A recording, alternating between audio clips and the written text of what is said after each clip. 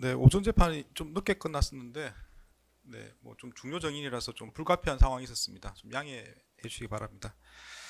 네, 오후에 정인 신문을 계속 진행하도록 하겠습니다. 네, 혹시 진행에 앞서서 하실 말씀 있으시면 하시고요. 없으면 진행하겠습니다.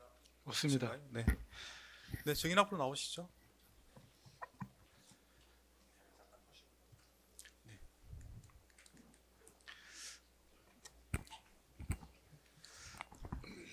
네, 이 사건 정인으로 나오셨습니다. 정인을 거부할 수 있는 경우가 있는데 정인 내용 때문에 정인 본인이나 정인 친족이 형사처벌 받을 염려가 있을 때는 정인을 거부할 수 있고요. 업무상 비밀에 해당되는 경우도 정인을 거부할 수 있습니다. 해당 사항이 있으면 저한테 말씀하시면 거부가 가능한지 말씀을 드리겠습니다. 선사하실 텐데 선사하신 후에는 기억나시는 대로 말씀하셔야 됩니다. 기억과 다른 진술하시면 위정죄로 처벌받습니다. 오른손 들고 선사하시겠습니다. 선서 양심에 따라 숨김과 보탬이 없이 사실 그대로 말하고 만일 거짓말이 있으면 위정의 벌을 받기로 맹세합니다. 정인 추경호. 네, 앉으시죠. 네, 정인 신문 과정은 저희가 다 녹음을 기본적으로 하고 있습니다. 대답을 하실 때 마이크 대고 대답하셔야 되고요. 이 사건은 관련법에 따라서 중계를 하고 있습니다. 그 부분도 미리 말씀을 드립니다.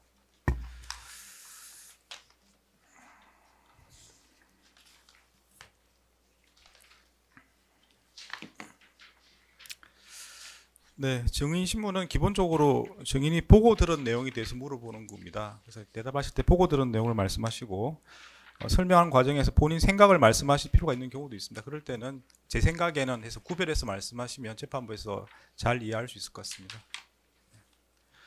네, 물어보시죠.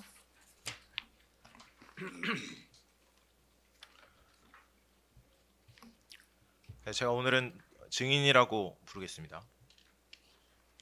증인은 2024년 12월 3일 비상계엄이 선포되었을 당시 국민의힘 국회의원이자 국민의힘 원내대표셨죠. 네. 증인은 그 피고인 국무총리 한덕수 총리님과 친분 관계가 있으신가요? 예, 존경하는 재판관님. 현재 저는 관련 사건으로 저에 대한 구속영장이 청구되어 있는 상황입니다. 저의 대학 시절 그리고 24년 5월 원내대표 취임 시점 이후 계엄 해제 의결 이후까지 포괄적으로 제 영장에 기재가 되어 있습니다. 이에 부득이하게 오늘 일체의 증언을 거부하고자 합니다. 양해해 주시기 바랍니다. 지금 영장에 나와 있는 내용이 포괄적으로 되어 있습니까?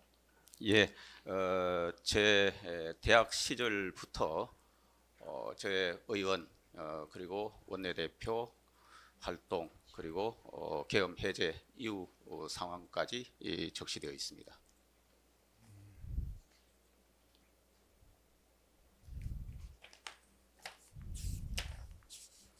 지금 그 주로 문제되는 부분은 그 12.3 비상계엄 당시에 피고인과 증인이 통화 내역이 문제되는 것 같은데 그 외의 사항은 정언을 하시는데 별 문제가 없지 않으신가요? 저희 영장에 좀 전에 말씀드린 대로 관련 시기에 매우 포괄적으로 적시가 되어 있습니다. 그래서 어떠한 사항들이 직접적인 관련성이 있는지조차 명확하지 않기 때문에 오늘 일체 정언을 거부하고자 합니다. 양해해 주시기 바랍니다. 네, 그 질문 내용을 제가 확인한 다음에 정언 거부가 가능한지 말씀을 드리겠습니다. 일단 준비하신 질문을 하시고요. 들어보시고 정언 거부를 하시면 제가 가능한지 아닌지 바로 말씀을 드리겠습니다. 네, 일단 질문을 먼저 하시고 그 다음에 정언 거부 여부를 말씀하시기 바랍니다. 네, 다시 묻겠습니다. 이항입니다. 증인은 피고인과 친분 관계가 있으신가요? 같은 취지로 정언을 거부하고자 합니다. 네, 다음 질문하시죠. 네, 증인은 윤석열 전 대통령이 비상계엄을 선포할 것이라는 사실을 비상계엄 선포 전에 아셨습니까? 같은 취지로 정언을 거부하고자 합니다. 네, 다음 질문하시고요. 네, 사항입니다. 증인은 윤석열 전 대통령이 비상계엄을 선포한 사실을 언제 어떻게 알게 되셨습니까? 예, 같은 취지로 증언을 거부합니다.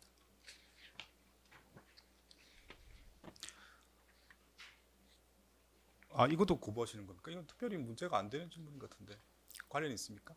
예, 제가 아까 말씀드린 대로 그런 취지로 증언을 거부하고자 합니다. 네, 다음 질문하시죠. 네, 5항입니다. 증인은 2024년 12월 3일 23시 11분경 국무총리인 피고인에게 전화한 사실 있으시죠? 동일한 취지로 거부하고자 합니다. 네, 다음 질문하시죠. 증인은 당시 어디에서 피고인에게 전화하신 건가요? 예, 같은 취지로 증언을 거부합니다. 네, 다음 질문하시죠.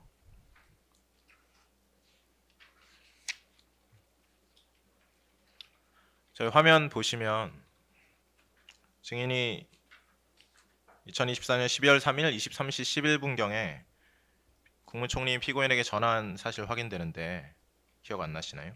예, 같은 취지로 증언을 거부합니다. 네, 다음 질문하시죠. 증인은 그때 피고인에게 왜 먼저 전화를 하신 건가요?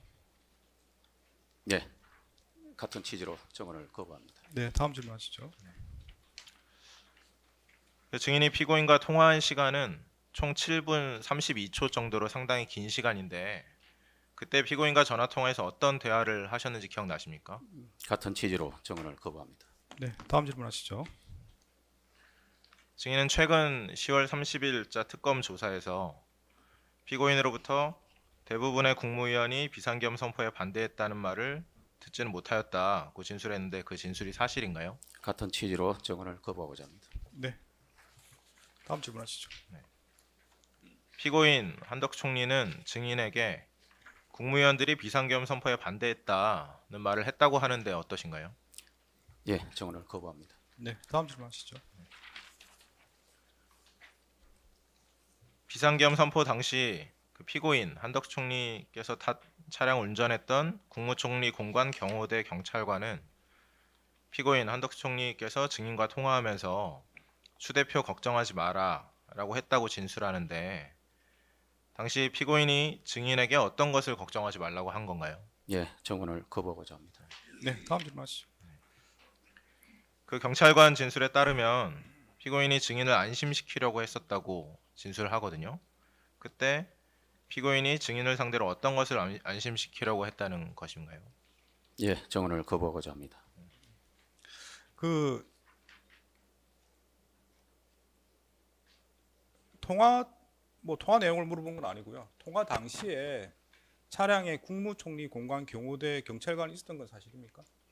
그건 답변하셔야 될 것 같은데. 이거는 그 피고인이 탄 차량이기 때문에요. 아, 네. 피고인이 탄 차량에. 네, 네, 그럼 다음 질문하시죠. 네. 다음 질문하겠습니다. 그 경찰관은 피고인이 증인에게 내가 반대했다라는 말을 하는 거는 못 들었다고 진술하는데 당시 피고인으로부터 내가 반대했다 이런 말을 듣지 못한 것이 사실입니까? 증언을 거부합니다. 네, 다음 질문하시죠. 이 통화와 관련해서 피고인 본인은 증인이 이제 어떻게 된 일이냐 이렇게 물었더니 피고인 자신이 대통령실에 들어가게 된 이후부터 비상계엄이 선포될 때까지의 상황 등에 대해 설명해 주었다고 했고 증인도 경찰 조사 받으실 때 먼저 국무총리에게 자초지종을 물어봤다는 취지로 진술하셨었는데 피고인으로부터 당시 어떤 상황에 대한 설명을 들으신 겁니까? 예, 같은 취지로 증언을 거부합니다. 네, 다음 질문하시죠.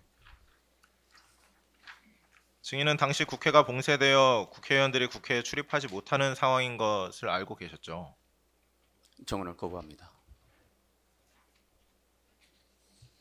네, 다음 질문하시죠. 증인이 피고인에게 국회가 봉쇄되어 국회의원의 국회 출입이 자유롭지 못하다 이런 사실을 얘기해 주셨습니까? 증언을 거부합니다. 네, 다음 질문하시죠. 피고인 총리님께서는 그 당시가 국회에 국회의원들이 모이고 있는 상황이어서 계엄 해제의 상황을 얘기한 겁니다 라고 진술하는 등 당시 국회 상황을 알고 있었다는 취지로 진술하는데 피고인과 증인이 이러한 국회 봉쇄에 대해 이야기를 나누었을 것으로 보이는데 어떤가요? 예, 같은 취지로 증언을 거부합니다.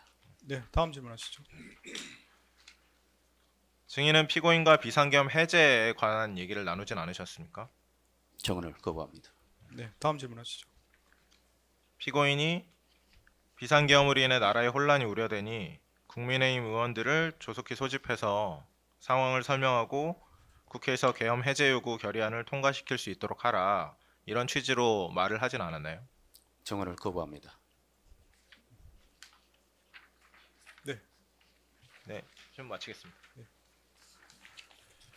네, 변호인께서 물어보실 게 있습니까? 저희도 반대 신문 사항을 다 준비는 했는데 지금 증언을 거부하는 계속 취지여서 주신문이 이루어지지 않은 상황에서 저희가 신문하는 게 무슨 의미가 있을까 싶긴 합니다. 네. 일단 저희도 신문을 다 진행을 하면서 증언 거부를 매 항목마다 물어야 될지, 네. 지금 이제 주신문에 대해서 아무런 답변을 안 하셨기 때문에 저희가 묻는 사항을 답변하실 걸 기대하기는 좀 어려워 보이거든요. 뭐 제가 뭘 정할 문제는 아닌 것 같고 네. 반대 신문 권한은 변호인 권한이기 때문에 예, 뭐 특별히 잠시만 좀 상의 좀 하겠습니다. 예, 그러시죠.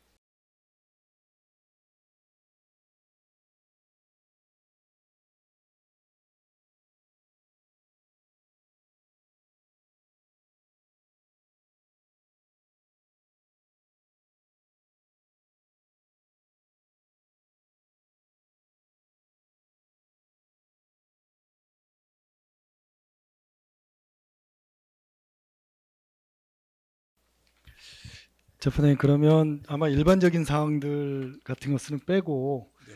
저희가 증인에게 물어보고자 했던 핵심적인 사항들 몇 가지만 일단 확인하는 차원에서 물어보고 증인의 판단에 따르도록 하겠습니다. 네, 알겠습니다. 증인? 반대 신문 사항 좀 주시고 말씀하시죠. 예. 피고인의 변호인 이현희 변호사입니다. 제가 뭐 마찬가지로 증언 거부하고 계시긴 한데 저희가 필요하다고 생각해서 준비한 사항들을 여쭤볼 테니까요. 증인께서 판단하시고 답변하시면 될 것 같습니다.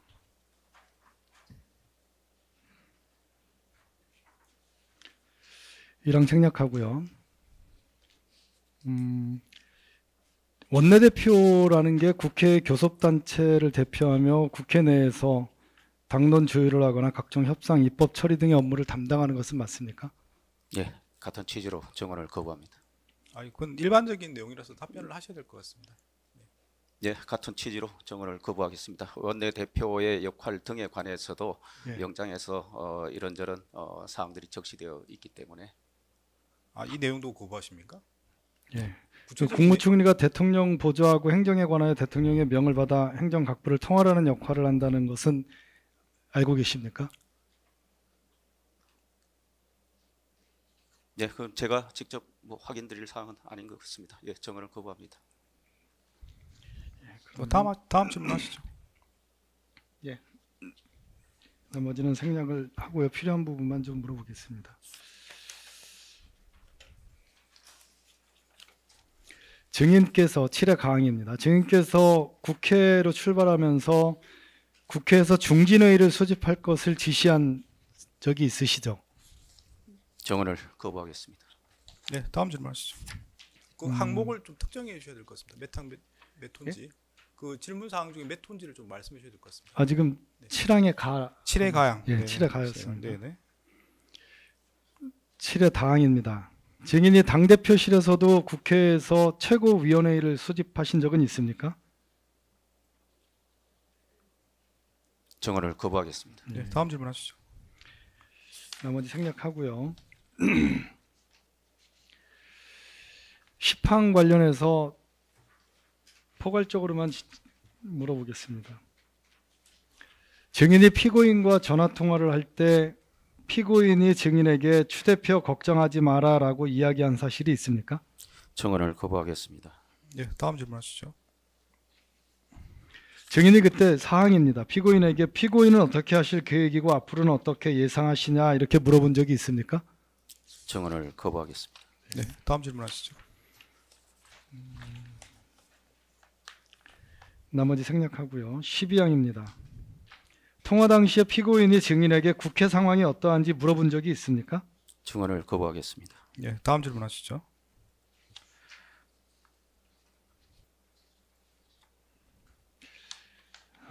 17항입니다. 16항부터 물어보겠습니다. 증인, 그 당시 뉴스 나왔던 부분에 대해서 말씀을 드리겠습니다. 증인께서 23시 32분경 의원총회 장소를 처음에 정했던 곳에서 국회로 변경하는 지시하셨던 거는 맞습니까? 증언을 거부하겠습니다. 네, 다음 질문하시죠. 그리고 그 다음에 다시 2024년 12월 4일 00시 03분경에 의원총회 장소를 당사로 변경하신 적은 있습니까? 증언을 거부합니다. 네, 다음 질문하시죠. 마지막으로 한 가지만 여쭤보겠습니다.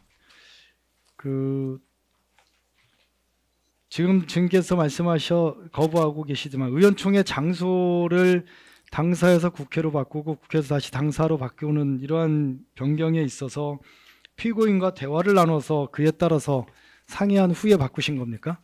증언을 거부하겠습니다. 네, 네. 마치겠습니다.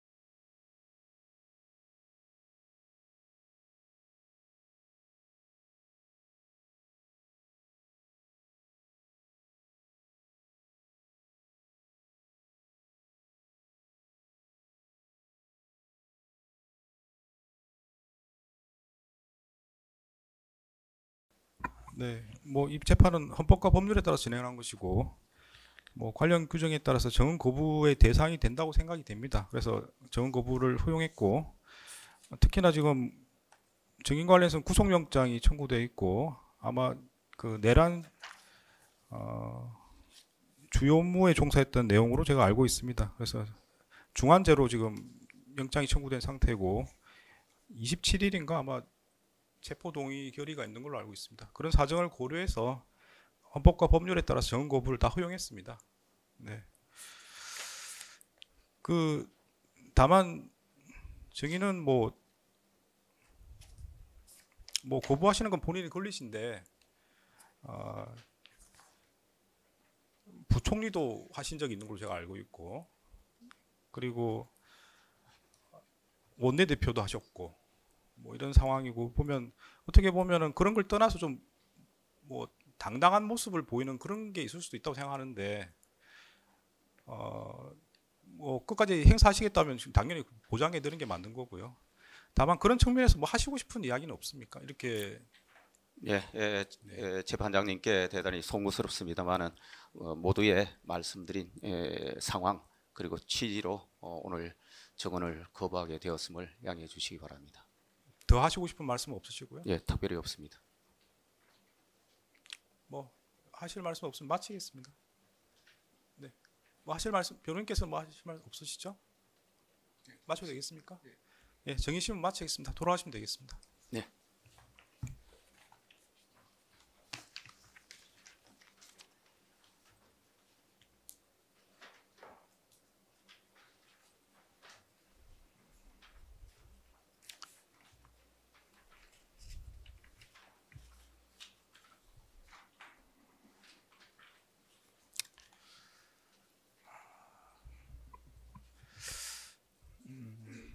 네, 일단 뭐 오늘 정의신문은 마치는데 추가적으로 어떻게 서정 조사를 더 할까요? 아니면 뭐 다음 기회에 하시겠습니까?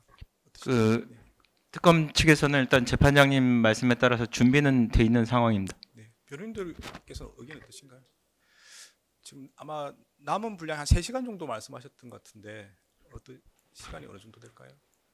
예, 그 정도일 것 같습니다. 괜찮습니까? 네. 그러면 정의신문이 일찍 끝났기 때문에 원래 이제 남아 있는 절차와 관련해서 이제 검찰 서정 조사가 한 3시간 정도 더 진행할 분량이 있는 걸로 알고 있습니다. 그래 그 부분을 지금 진행하도록 하겠습니다. 진행에 앞서 참고로 말씀드리면 네.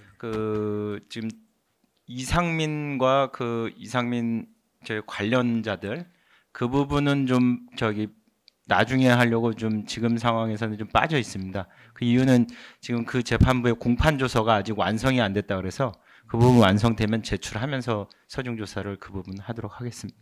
전에 이제 추가로 제출할 서류들이 좀 있다고 하셨던 것 같은데. 그게 공판 조서들입니다. 그게 공판 조서 말씀하시는 건가요? 증인 신문 조서입니다.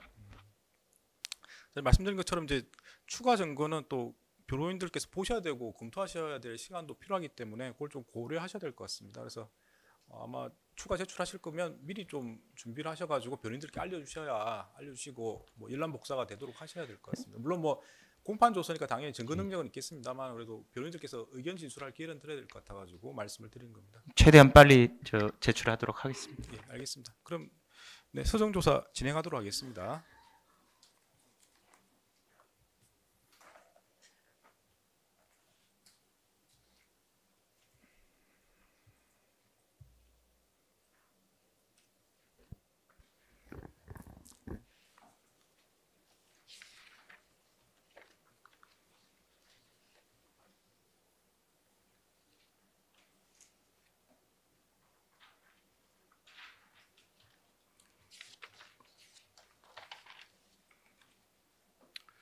네, 오늘 서증조사 대상이 그 피고인에 대한 그 피의자 신문 조서하고 그다음에 그 이상민 장관 관련 부분 제외한 나머지입니다. 그 저는 이상민 장관 제외한 나머지 부분 일단 우선 진행하고 네. 그 이후에 피고인에 대한 그 피의자 신문 조서 서증조사 진행하는 것으로 예, 하겠습니다. 일단 뭐 어쨌든 변호인께서 이의가 있으시면 언제든 말씀하시고요. 네네. 네, 진행하시죠. 네, 증거 목록 먼저 순번 34번, 35번입니다.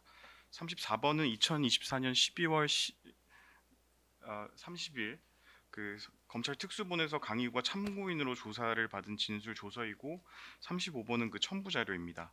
972쪽입니다. 강의구는 그 당시 상황과 관련해서 피고인 등이 도착한 20일시경이 지나서 김정한 실장으로부터 총리인 피고인이 국무회의를 열어야 한다, 정족수를 맞춰야 한다라고 말을 하였고 이에 대통령이 추가로 더 부르라고 하여 추가로 국무위원을 소집하게 되었고 973면입니다. 재판장님, 이 부분 증거 능력이 없는 부분이어서 말씀을 이렇게 서중조사 때 하시면 안 되는 부분 같습니다. 김정한 실장이 이렇게 인용한 부분 말씀드린 것이. 이게 진정 성립을 했기 때문에 그 부분 나중에 저희 그 구체적인 진술 부분은 재판부에서 그 판단하실 문제라고 생각합니다. 진정 성립은 다 돼 있는 조서입니다. 일단 변호인 의견 무슨 말씀이신가요? 네. 그 정족수 관련해서 총리가 이렇게 국무회의 열어야 된다 이렇게 해서 인용한 부분이 실은 제 전문 진술입니다. 그래서 증거 능력이 실은 저희가 부동의한 순간 없어졌기 때문에 재판장님께서 그때 말씀도 하셨고 그래서 이 부분은 서중조사 때 이렇게 인용하시는 게 맞지 않는 것 같아서 일단 말씀을 드립니다. 전문 진술이라고 말씀하시는 건가요? 예, 맞습니다. 전에 말씀하셨던 부분. 제 전문 진술입니다. 재판장님 그와 관련해서는 네. 김정환 실장이 여기 나와서 원 진술자인 김정환 실장이 나와서 자신의 조서에는 그렇게 되어 있습니다. 그 조서에 대해서 진정 성립을 했기 때문에 그 구체적인 진술에 대해서는 나중에 차후에 재판부에서 판단하실 문제고 일단 진정 성립된 조서의 내용에 대해서 지금 확인한 절차이기 때문에 이 부분 문제 없다고 생각합니다. 일단 그 조서 자체는 성립을 한 걸로 제가 기억하기 때문에 진행을 하는데 그 부분은 유죄의 증거를 쓸 수 있는지 하는 말씀하신 부분처럼 네네. 전문 진술인지를 검토할 겁니다. 전에 말씀을 드렸던 것 같은데요. 그래서 이제 그 부분은 서종 조사는 진행을 하고 유죄 판단을 할 때는 자료가 안 된다는 걸 저희가 알고 있기 때문에 그 부분은 판단할 때 참작하겠습니다. 네, 알겠습니다. 네, 진행하시죠. 네. 네, 973쪽입니다. 이후 김정한 실장이 대통령이 불러주는 명단을 받아 적어왔고 그 명단에는 최상목, 송미령, 조규용, 오영주, 박상우, 안덕근이 있었으며 김정한 실장과 여러 차례 위 대상자들에게 대통령실로 오라는 전화를 하였다고 진술하였습니다. 975쪽입니다.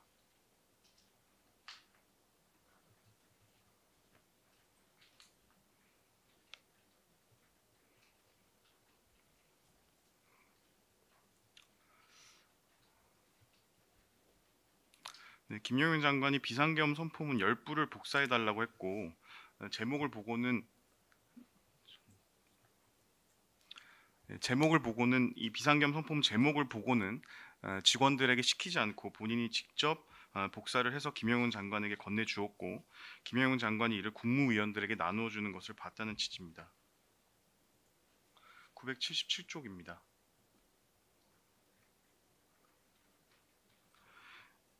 지난 증거조사에서 언급한 바와 같이 국무회의 회의록을 담당하는 행정안전부 의정담당관실에서 2024년 12월 3일과 4일 비상계엄 선포 전후 국무회의 관련 자료를 확보하기 위해 대통령실 내 공문을 보냈고 대통령실에서는 지금 조서에서 보시는 것 같은 내용의 공문을 회신한 바가 있습니다. 이 2항에서 보시는 부분이 그 강희구 실장이 메모를 해서 회신을 했다고 한 부분입니다. 981쪽입니다.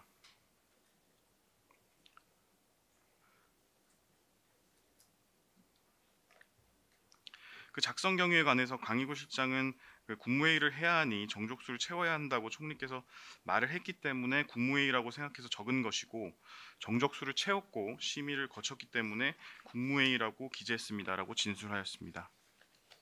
983쪽입니다. 그 비상계엄 선포 후 대통령이 대접견실로 올라와 회의를 마친 후 해산하는 과정에서 국무위원 중에 서명을 받아야지라는 말이 나왔다고 진술했습니다. 993쪽입니다. 그 조사 시 제시한 그 공문인데 아까 말씀드린 것처럼 2번 항목을 강희구 실장이 작성을 해서 최종적으로 완성된 공문으로 대통령 비서실에서 행정안전부로 회신을 하게 됩니다. 증거 목록 36번입니다.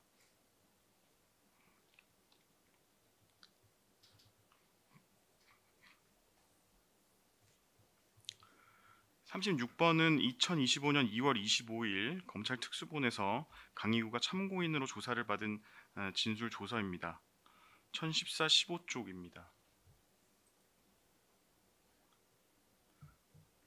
1015쪽입니다. 이 부분도 그 같은 취지로 얘기를 해서 김정환 실장으로부터 같은 내용을 들었고 이후 오영주 장관의 도착으로 국무회의 의사정족수가 충족되자 김영현 장관이 비상계엄 선포문을 복사해달라고 요청을 했었는데 이 점에 비추어 정족수를 맞춰야 한다는 얘기는 국무위원들을 추가로 소집하기 이전에 나온 것이라는 취지의 진술입니다. 1017쪽입니다. 그 조사 과정에서 강희구 실장에게 비상계엄 선포문을 제시하고 당시 김용현이 복사해달라고 한 비상계엄 선포문이 이와 같은 것이었는지 확인하자 강희구 실장은 같은 것이라고 답변하였습니다. 참고로 이 비상계엄 선포문은 피고인이 2024년 12월 3일 대통령실에서 받은 것으로 경찰에 제출한 비상계엄 선포문과 내용 형식이 일치합니다. 1020쪽입니다. 비상계엄 선포 이후 관련 문서가 없어 강희구 실장이 사진에서 보는 것처럼 그 제목을 비상계엄 선포문으로 본문을 2024년 12월 3일 22시부로 비상계엄을 선포한다라는 내용으로 각각 기재하고 대통령의 서명란과 국무총리, 국방부 장관의 부서란을 만들었고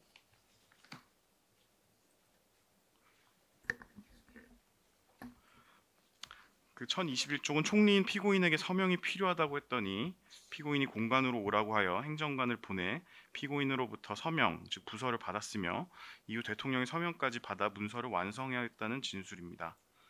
그런데 2024년 12월 8일 피고인으로부터 사후에 문서를 만들었다는 것이 알려지면 또 다른 논쟁을 낳을 수 있겠으니 없던 것으로 하자. 문서가 없더라도 국무회의 실체는 있지 않느냐라고 말을 하여 대통령에게 보고 폐기하였다는 진술입니다. 1027쪽입니다. 검찰 특수본 조사에서 한 총리가 12월 3일 국무회의 당시 받은 비상계엄 선포문과 같은 서류라는 의미에서 서명했다고 진술하였는데 이는 앞서 헌법재판소 변론 당시 서명해준 경위와 달라 보이는데 어떤가요? 라는 검사의 물음에 강희구 실장은 글쎄 한 총리님이 검찰 조사에서 왜 그렇게 말하는 것인지 모르겠어요 라고 답변하였습니다. 1028쪽입니다.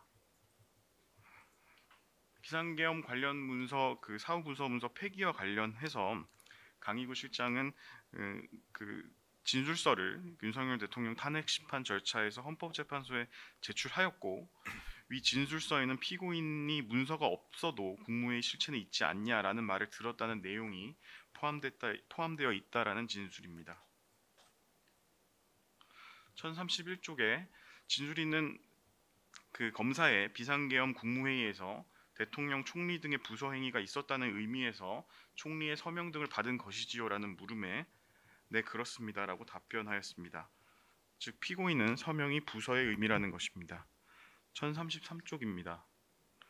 또한 강희구 실장은 사후에 작성한 비상계엄 선포문은 총리에 따라 대통령께 보고 후 폐기하였다고 진술하였습니다. 1036쪽입니다. 피고인 윤석열 대통령, 강희구 실장 등이 순차 공모하여 사후에 작성한 비상계엄 선포문 표지로 강희구 실장이 제목을 비상계엄 선포문으로 본문을 2024년 12월 3일 22시부로 비상계엄을 선포한다라고 각각 기재하고 대통령의 서명란과 국무총리, 국방부 장관의 부서란이 있는 문서를 만들었고 이에 국무총리 피고인과 국방부 장관인 김용현이 부서하고 대통령이 서명하여 사후에 허위 문서를 작출하게 된 것입니다. 증거 목록 순번 101번입니다.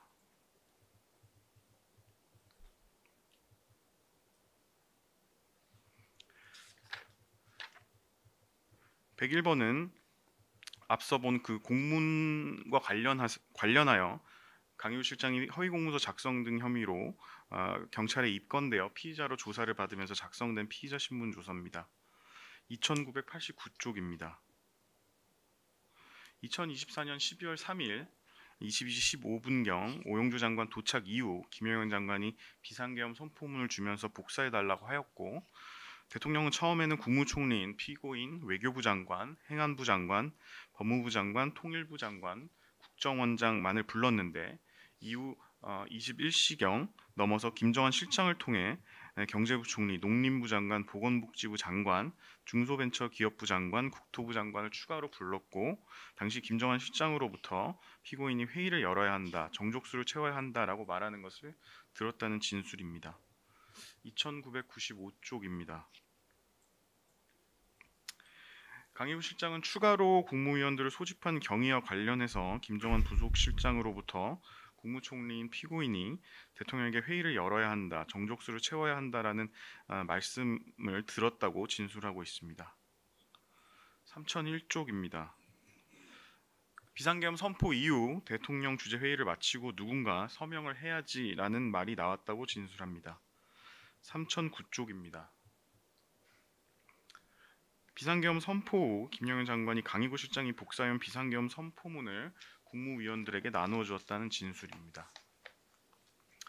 3011쪽입니다.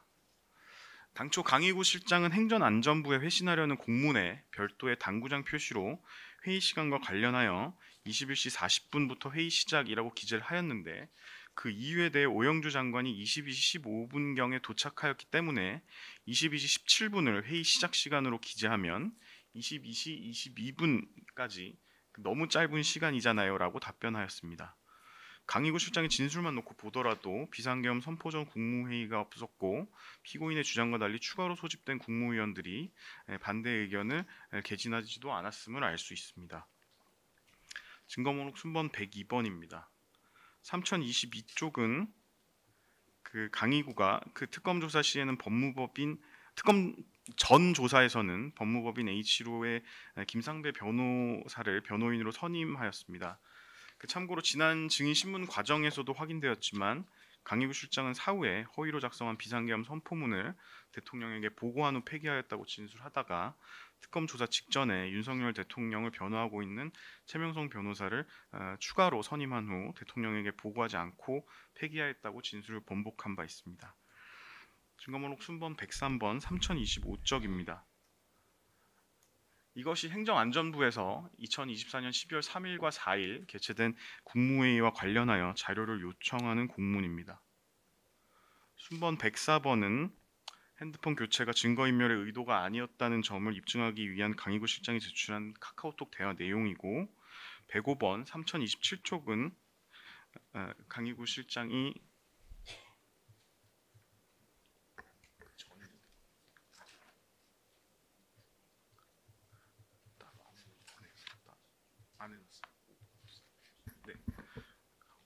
105번은 대통령실 구조고 순번 105번, 106번은 106번이 아까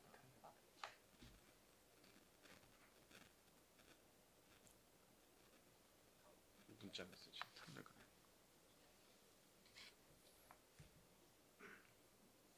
네. 순번 106번 3028쪽은 2024년 12월 3일 비상계엄 선포 당일 대통령으로부터 소집 통지를 받은 후 피고인이 강희구 실장이 보낸 텔레그램 좀 봐주시지요. 한덕수 드림이라는 문자 메시지 사진입니다.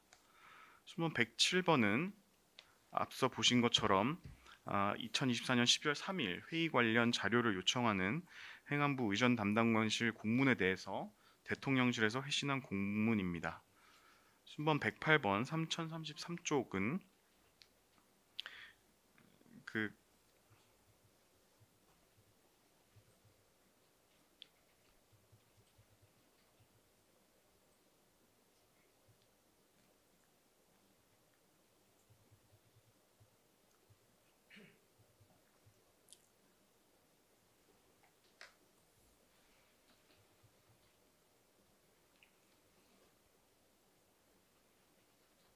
네, 3003 순번 108번입니다. 강희구 실장이 기억하는 비상계엄 선포문을 자필로 작성하여 제출한 서면이고 111번은 김정환 부속실장의 선임서입니다. 순번 112번 3131쪽은 행정안전부에서 2024년 12월 4일 비상계엄 해제 공모에 관련 각 부처들의 참석 여부, 참석 시 발언 관련 자료 등을 요청한 이메일인데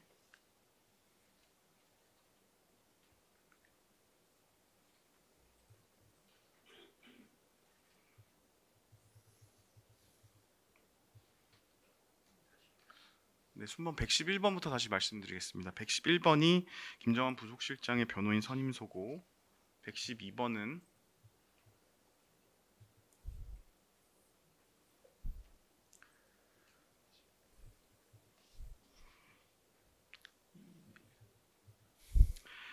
행정안전부에서 2024년 12월 4일 비상계엄 해제 공모에 관련해서 각 부처들의 참석 여부, 참석 시 발언 관련 자료 등을 요청한 이메일에 대해 해양수산부 등 각 부처 담당자들이 당시 참석하지 않았다는 취지로 통보하는 이메일입니다.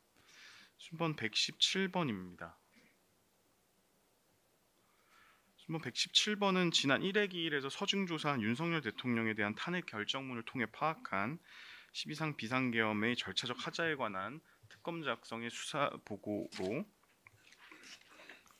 3241쪽을 보면 그 위쪽 페이지요.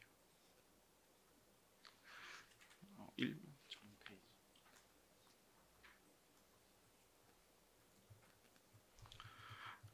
우리 헌법상 비상계엄 선포 시 국무회의 심의를 거치도록 되어 있으나 12.3 비상계엄 선포 당시 일부의 국무위원들에게만 연락하여 대통령실로 들어오라고 연락한 것은 적법한 국무회의 소집 통지로 볼 수 없고 3024쪽입니다. 계엄의 필요성, 시행일시, 계엄 사령관 등 구체적인 내용에 대한 설명이 없었고 소집된 국무위원들에게 의견을 진술할 기회가 부여되지 않은 점 등에 비추어 심의가 있었다고 볼 수 없다는 내용입니다. 헌법재판소 결정문에는 오영주 장관 도착 이후 대접견실로 나가기 전에 5분 정도가 걸렸다고 기재되어 있으나 이는 대통령실 CCTV가 증거로 제출되지 아니하여 국무위원들 도착 경위에 대한 정확한 확인이 이루어지기 전으로 오영주 장관 도착 이후 윤석열 대통령이 비상계엄을 선포하러 나가는 데까지 걸린 시간은 2분 정도에 불과하다는 사실이 CCTV 증거 조사를 통해 확인되었습니다. 3213조 대통령의 비상계엄 선포에 국무총리와 국무위원이 부서하지 않았으며 사후적으로 부서를 보완할 수 있다는 윤 대통령의 주장은 문서주의와 부서주의에 위반한다는 주장이고 3244쪽은 계엄 공고 및 국회 통지 또한 적법하게 이루어지지 않았다고 판단하였습니다. 순번 130번입니다.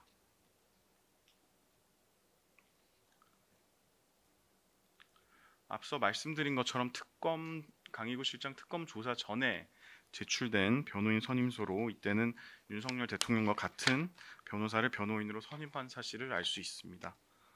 순번 131번입니다.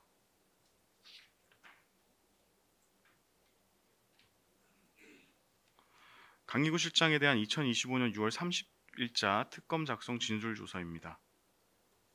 3693쪽입니다.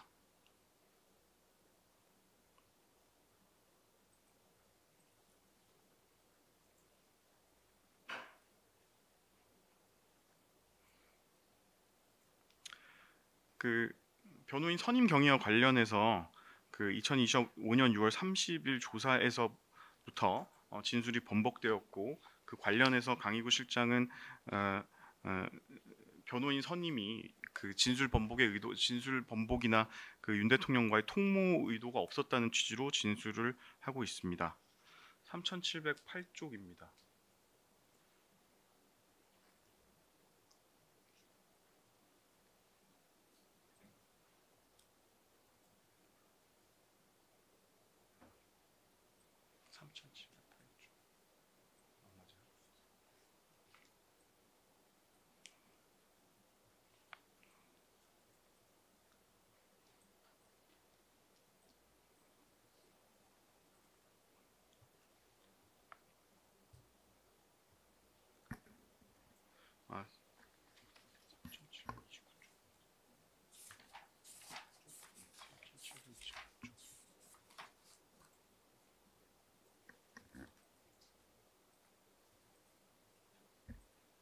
네, 3729쪽입니다.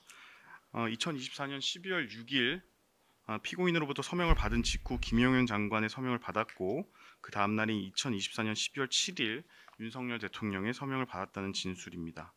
3732쪽입니다. 2024년 12월 8일 피고인이 사후에 문서를 만들었고 임의로 문서를 만든 것이 문제가 될 수 있다고 말하면서 폐기를 요청하였고, 피고인이 이에 덧붙여 문서가 없더라도 국무회의 실체는 있지 않느냐라는 말을 했다는 취지입니다. 다음은 증거 목록 순번 378번, 379번입니다. 국무총리 경호를 담당하는 경찰 공무원 김지훈과 박영준의 경찰 진술 조서로 2024년 12월 3일에서 4일경 피고인 행적에 관한 진술입니다. 증거 목록 순번 385번은 2024년 12월 3일 저녁 대통령실에 도착한 국무위원들의 행적과 관련된 경찰 작성 수사 보고입니다. 1378쪽은 윤석열 대통령은 당초 피고인 이상민 행정안전부 장관, 박성재 법무부 장관, 김영호 통일부 장관, 조태열 외교부 장관, 조태용 국정원장만을 부른 다음 비상계엄을 선포하려고 하였으나 피고인의 건의에 따라 국무회의 의사정족수를 채우기 위해 추가로 국무위원들을 소집하였습니다. 13808쪽입니다. 피고인이 21시 37분경 송미령 장관에게 출석을 독촉하였다는 전화를 하였다는 통화 내역입니다. 증거 목록 397번에서 398번은 국무총리 경호를 담당하는 경찰 공무원 김지훈의 경찰 작성 진술 조서로 2024년 12월 3일과 4일 피고인의 행적에 관한 진술입니다. 증거 목록 순번 399번은 국무총리실 공보실장 김수혜의 경찰 작성 진술 조서로 비상계엄 선포 후 피고인이 정부 서울 청사로 이동한 이후 상황에 관한 진술이고, 480순번 481번, 484번은 국무총리 경호를 담당하는 경찰 공무원 김지훈, 박영준의 특검 작성 진술 조서로 2024년 12월 3일, 4일 피고인의 행적에 관한 진술입니다. 481번.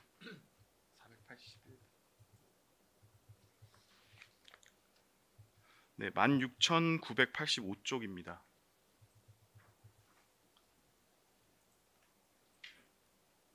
네.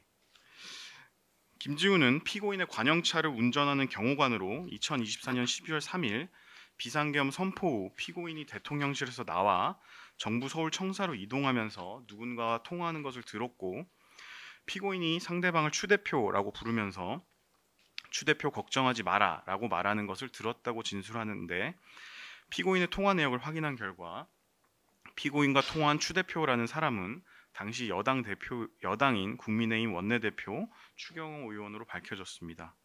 16,986쪽입니다. 또한 김지우는 피고인이 통화 상대방인 추경호 대표가 많이 걱정하거나 불안해하고 있다는 느낌을 받았고, 이에 피고인이 추경호 대표를 안심시키는 내용의 통화를 하였으며, 피고인이 통화를 하면서 비상계엄에 반대한다는 취지의 말은 하지 않았다고 진술합니다. 증거 목록 순번 519번에서 523번, 531번에서 534번입니다. 보시는 수사보고는 강의구 부속실장의 주거지를 압수수색하는 과정에서 주거지 컴퓨터에서 특검이 확보한 진술서 파일 등에 관한 수사보고와 그 첨부 자료입니다. 17,996쪽은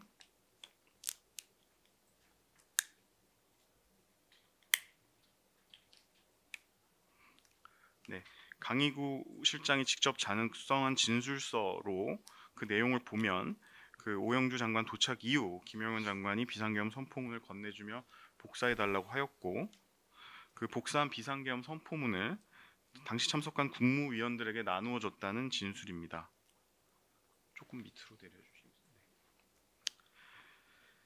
그리고 그 폐기 과정에서 피고인이 2024년 12월 8일 아침에 전화를 걸어와 사후에 문서를 갖추는 게 논란이 될 듯하니 없던 것으로 하자, 문서가 없더라도 공무의 실체는 있지 않느냐고 말하였고, 그 내용을 대통령에게 보고 후 폐기하였다는 취지입니다.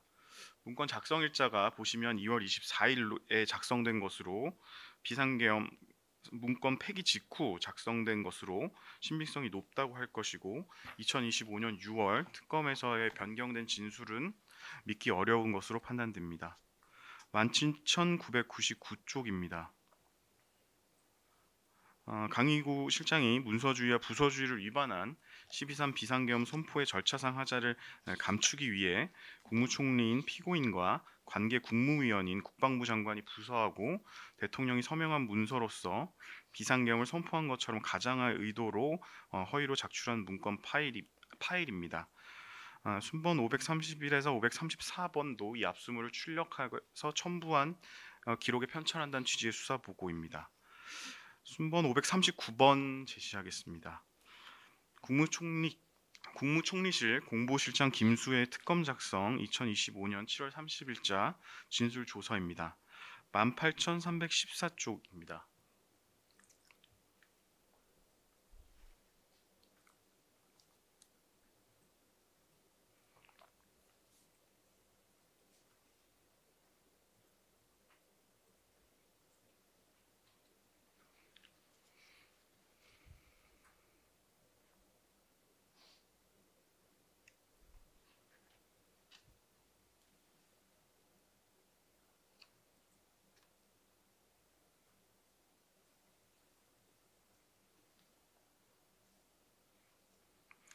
네, 위증과 관련된 부분인데, 피고인 주거지에서 피고인이 윤석열 대통령에 대한 탄핵 심판의 증인으로 출석하며 답변할 내용이 작성된 문건이 발견되었는데, 그 문건을 김수혜 실장이 준비했다는 진술입니다.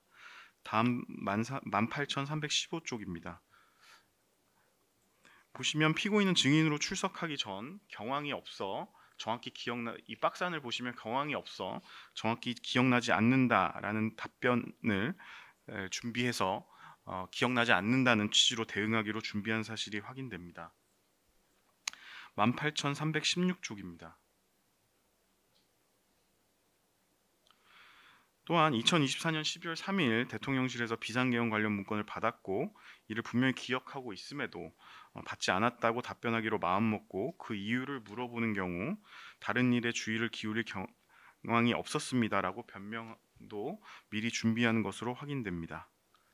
다음은 증거 목록 순번 542번, 543번인데, 이는 그 포렌식 결과 확인되는 로그 기록과 대통령실 참모들이 비상계엄 이후 휴대전화를 교체했다는 취지의 뉴스 기사 출력물이고, 순번 551번은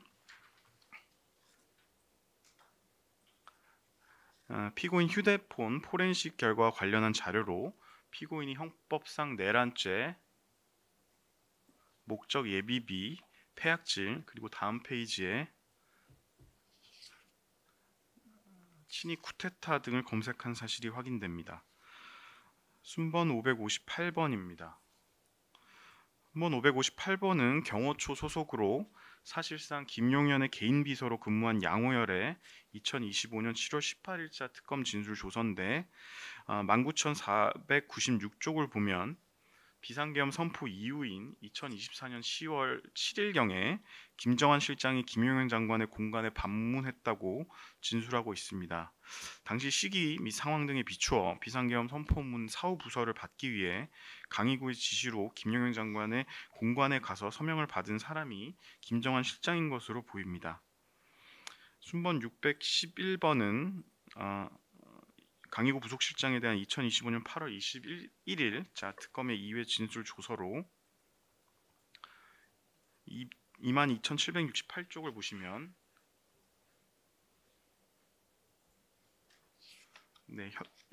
여전히 김상배 변호사를 변호인으로 선임하고 있으면서도 2025년 6월 30일 특검 조사 전에는 윤석열 대통령의 변호인인 최명성 변호사를 갑자기 변호인으로 선임해서 조사에 참여했음을 알 수 있습니다.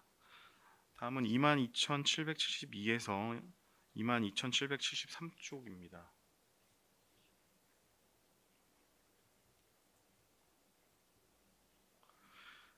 추가로 국무위원을 부른 이유와 관련해서 앞서 본 바와 같이 김정한 실장으로부터 같은 취지로 피고인인 국무총리가 국무회의를 열어야 한다, 정족수를 맞춰야 한다는 말을 했다는 사실을 일관되게 진술하고 있고, 같은 취지에서 그렇다면 진술인은 당시 국무회의를 하려면 정족수를 채워야 하니 추가로 국무위원들을 부르려는 상황이라고 생각했던 것인가요? 라는 물음에 그렇다고 답변했습니다.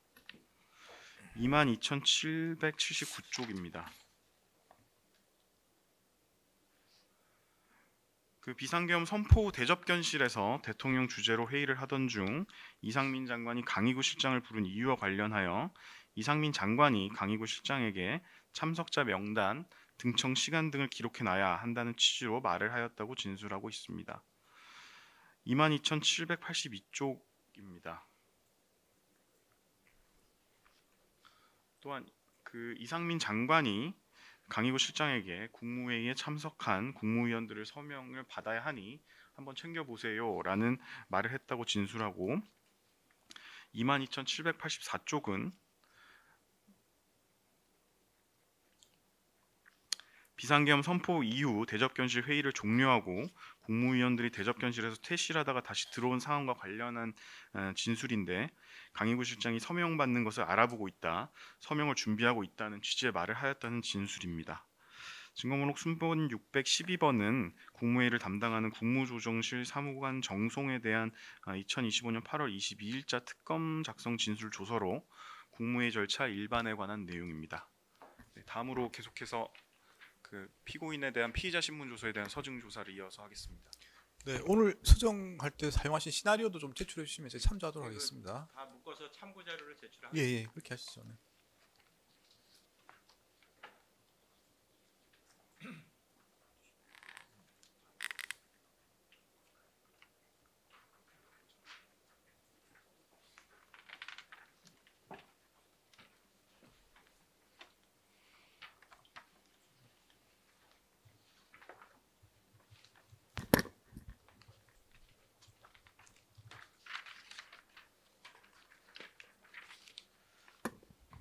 네, 피고인에 대한 피의자 신분 조서, 진술서에 대해 증거 요지를 진술하는 방식으로 서증 조사를 진행하고자 합니다.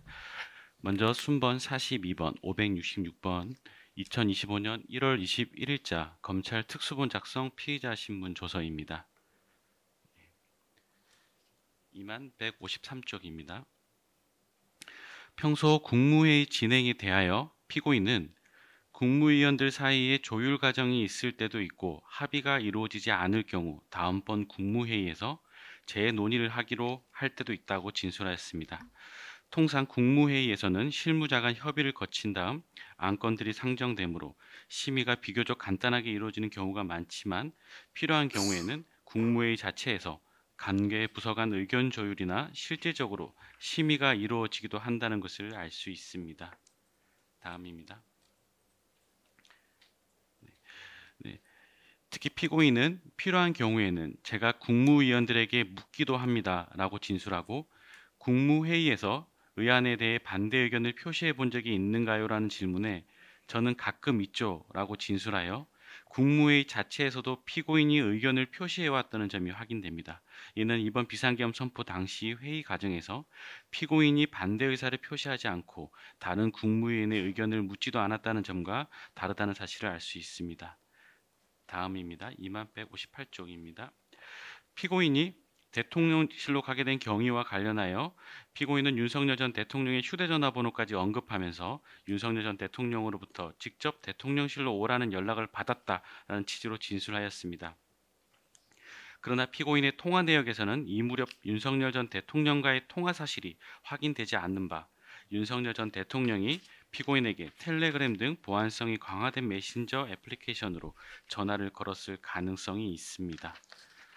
다음 2159쪽입니다. 피고인이 대통령실로 온 이후 상황에서 피고인은 우선 김용호 전 장관을 만났을 때 대접견실에서 대화를 나누지 않은 것으로 진술하여 피고인과 김용호 전 장관이 대화를 나누었다라는 김용호 전 장관의 진술과 CCTV 영상 등과는 일치하지 않습니다. 또한 피고인이 집무실에 들어간 상황과 관련하여 피고인은 집무실에 들어가자마자 윤석열 전 대통령으로부터 계엄을 해야겠다라는 말을 들었고 이에 대해 피고인이 대한민국 경제가 망가지고 대외적인 신인도도 엉망이 됩니다 라고 말하였다고 진술합니다. 피고인은 처음 집무실에 들어간 이 시점에 윤석열 전 대통령에게 이것은 국무위원들이 모여야 합니다. 국무위원들을 좀 모을 필요가 있습니다 라고 건의했다고 진술합니다. 그 이유는 어려울 때마다 국무위원들이 모여서 대통령의 상황을 잘 보고 일이 제대로 가도록 하는 분들이 계셨던 것이 떠올랐습니다 라고 하면서 과거 사례가 기억이 났다고 진술합니다. 즉 피고인은 국무총리와 국무위원들이 대통령의 국법상 행위에 대해 올바르게 진행될 수 있도록 바로잡을 수 있는 힘이 있다는 것을 이미 알고 있었던 것으로 확인됩니다. 그러나 공소장 기재와 같이 피고인이 윤석열 전 대통령의 비상계엄 선포에 대해 바로잡은 것은 비상계엄 선포를 제재하는 것이 아니라 비상계엄 선포를 위한 형식적 국무회의 개최, 선포문 서명 및 부서 등 형식적 절차 구비에 초점이 맞추어졌습니다. 다음입니다. 피고인은 이 사건 법정에서 비상계엄을 반대하였다고 주장하고 있습니다. 그 반대의 의미에 대해서 당시 조사에서는 피고인은 반대라는 단어를 쓰지는 않았지만 대한민국 경제가 망가지고 대외적인 신인도도 엉망이 됩니다 라고 말한 것은 그 자체가 반대라는 말이죠 라고 진술합니다. 즉 피고인은 비상계엄을 선포하면 안 된다는 말을 적극적으로 한 사실조차도 없었던 것입니다. 다음입니다. 2162쪽입니다. 피고인의 주장대로라면 피고인이 집무실에서 경제, 대외 신인도, 국무위원들을 모아야 한다는 말만 하였던 것인데 이러한 사실이 있다고 하더라도 가장 직접적으로 대통령의 위헌 위법한 행위를 제재할 수 있는 사람인 국무총리가 이 정도의 수준의 의견을 내는 것만으로 대통령의 행위를 저지하여 국가와 국민을 보호하는 등 그 의무를 다한 것이라고 보기도 어렵습니다. 잠시만 변호인의 의견이 있습니다. 네, 말씀해 주십시오. 지금 서정조사이기 때문에 피고인이 대답하고 피고인이 진술한 부분을 그대로 말씀하시는 건 좋은데 그걸 말씀하신 후에 지금도 방금 그런 표현을 쓰시고 조금 전에도 그렇게 하셨는데 그걸 다시 한번 해석하고 거기에 검찰의 의견을 달아서 말씀하시는 거는 서정조사 방법은 적절치 않다고 생각합니다. 지금 서정 부분에서 피고인이 말했던 부분 중에 검찰의 공소사실과 부합하는 부분을 편집해서 보여주시고 강조하시는 건 좋지만 그렇게 말했지만 국무총리로서 해야 될 아무런 일을 안 했다라고 하는 이런 식의 의견을 달아서 서정조사를 하는 방식은 적절치 않다는 의견을 말씀드립니다. 네, 재판장님 좀 드릴 말씀이 있습니다. 말씀드려도 네, 되겠습니다. 네, 네. 예. 형사소송법 관련 규정에 보면은 변호인 측에서 할 수 있는 일은 서정조사 결과에 대해서 나중에 그 의견을 제시할 수 있지 이렇게 중간에 끊고 이의를 제기할 수 있다는 규정은 근거 규정이 없습니다. 이런 점에 대해서 좀 제지를 해 주시기 바랍니다. 서정조사 계속 진행해도 되겠습니까? 네, 잠깐만. 뭐 이가 있으시니까 정리해야 될 것 같은데 일단 서정조사의 방식은 제시와 내용 고지입니다. 그러니까 내용 고지를 하시는 게 이제 원칙적 모습이고 설명하면서 이제 그 검찰 입장을 사실 제시하는 거는 막을 수는 없긴 한데 제일 문제는 그게 서정의 내용과 주장이 구별이 안 되는 게 이제 문제인 것 같습니다. 말씀하신 것처럼 그 구별이 되면은 크게 재판부에서는 문제가 없다는 입장입니다. 딴 사건도 그런 경우가 있지만 근데 그 구별이 안 될 때는 이제 문제가 될 수 있다는 것이고요. 근데 지금 설명하실 때 사실은 이제 제가 집중해서 보고 있습니다만은 그게 이제 약간 문구가 있다는 뜻인지 아닌지 약간 애매한 경우도 있는 것 같습니다. 그래서 제가 말씀드리고 싶은 거는 내용 고지를 명확히 하시고 그 다음에 검찰에서 해석을 하시는 거는 문제가 없는데 그 구별해서 하시는 거는 다만 그게 약간 혼동이 되게 설명을 하시면 이게 내용이 있다는 뜻인지 이렇게 오해가 될 수는 있을 것 같아서 그 부분을 이제 변호인께서 말씀하신다면 그 부분은 이제 약간 수정해야 될 부분인 것 같고요. 그래서 일단 내용을 먼저 하시고 검찰에서 그 의미를 설명하시고 이렇게 구별해서 명확하게 하시면은 문제가 없다는 게 재판부 입장입니다. 그래서 네. 구별되게 하든지 아니면 간략하게 하실 것 같으면 그냥 내용 고지로 마무리하시든지 그렇게 하면 좋을 것 같습니다. 네, 말씀 주신 내용 감안해서 진행하겠습니다. 2162쪽입니다. 피고인은 집무실 내에서 다른 국무위원 등이 윤석열 전 대통령과 대화를 나누는 것을 들은 기억이 없다고 진술을 하였습니다. 다음입니다. 2163쪽입니다. 피고인은 조사 당시에 CCTV 영상에 대한 내용을 알지 못하는 상황에서 이제 조사를 받은 상황입니다. 이때 피고인은 조사 당시 대통령의 집무실에 2번 들어갔던 상황을 진술합니다. 이에 대해서 피고인은 처음 집무실에 들어갔을 때 국무위원들을 모아야 한다라는 말을 하였고 두 번째 집무실에 들어갔을 때도 국무위원이 계속 모이기를 기다려야 한다라는 말을 하였다고 주장합니다. 2169쪽입니다. 피고인은 다른 국무위원들을 모은 것이 비상계엄 선포를 반대하기 위한 의견을 들어보라는 취지였다라고 주장합니다. 국무위원들과 단체로 집무실에 들어가서 대통령에게 비상계엄에 대한 반대 입장을 말하였는가요? 라는 질문에 집단으로 들어간 것이 아니고 국무위원들 하나씩 집무실로 들어가서 대통령에게 말한 것으로 알고 있습니다. 라고 진술하였습니다. 이는 국무위원들과 함께 비상계엄 선포 반대를 위한 행위를 한 것이 없다는 취지로 해석됩니다. 추가적으로 의견을 덧붙이겠습니다. 대신 국무위원들을 개별적으로 의견 진술하도록 한 것처럼 주장을 하고 있는데 이에 CCTV 영상 등을 통해 확인해 보면 추가로 대통령실로 온 국무위원 중 집무실에 들어가 비상계엄 선포에 대한 의견 진술을 한 사람은 최상목 전 장관만이 확인이 되고 피고인이 그 의견을 개진하도록 한 것이라고 볼 수도 없어서 피고인이 다른 국무위원들의 의견을 들어보도록 소집한 것이라는 주장과 다르다는 부분을 밝혀드립니다.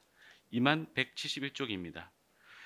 비상계엄 선포 문건과 관련하여 피고인은 해당 조사일인 2025년 1월 21일에는 비상계엄 선포문 2장을 발견하였다면서 2장 중 1장을 강희구 전 부속실장에게 나머지 1장을 수사기관에 임의 제출한다고 진술합니다. 이에 대해서 저희 쪽 추가 의견을 밝히겠습니다. 그러나 피고인이 강희구 전 부속실장에게 비상계엄 선포문을 건네준 지 7일이 지난 시점인 12월 13일 국무총리실에서 제1회 경찰 조사를 받았습니다. 그때 그곳에 보관 중인 비상계엄 선포문 1장을 제출하지 않았습니다. 이에 이번 조사에서는 비상계엄 선포문을 소지하였다라고 진술하였습니다. 추가로 의견을 더 말씀드리겠습니다. 그 이후 특검 조사에서는 비상계엄 선포문 이외에 다른 문건도 있었고 이를 파쇄하였다라는 진술까지 하게 되어 다시 진술 번복을 하면서 수사 상황에 맞춰 진술을 변경해온 사실이 있습니다. 이 부분에 대해서는 각 조사에서 다시 제시하겠습니다. 2172쪽입니다. 네, 그리고 이제 의견 진술을 하시게 되면 뭐 바로 의견 반대 의견 말씀하셔도 기회를 드리겠습니다. 근데 사실은 이제 제가 이제 쭉 증언들을 들으면서 사실은 내용들을 대부분 다 파악하고 있는 상황이거든요. 그러니까 뭐 자세하게 안 하셔도 나중에 최종 의견을 내시고 일탈 때 다 정리가 가능한 부분이기 때문에 뭐 주된 내용은 이제 내용 고지로 하시면 될 것 같고요. 나머지 최종적으로 정리를 한번 서면 내실 때 방금 설명들은 넣으시면 더 좋을 것 같습니다. 네. 계속 진행하겠습니다. 2172쪽입니다. 강익으로부터 건네받은 문건에 대통령, 국무총리, 국무위원의 서명란이 있었고 국무총리의 서명란에 서명을 해달라는 요청을 받았다고 진술합니다. 2174쪽입니다. 윤석열 전 대통령이 비상계엄 선포를 하기 위해 이석할 당시 대적견실에 남아있었던 이유는 윤석열 전 대통령으로부터 다시 돌아오겠다는 말을 들었기 때문이라고 진술합니다. 다음 2175쪽입니다. 피고인은 윤석열 전 대통령의 비상계엄 선포를 실시간으로 시청하고 있었다고 진술합니다. 다음입니다. 윤석열 전 대통령이 비상계엄 선포 이후 대적견실로 와서 장관들에게 이제 돌아가서 잘 관리하라라고 말했던 것 같다고 진술합니다. 다음입니다. 2177쪽입니다.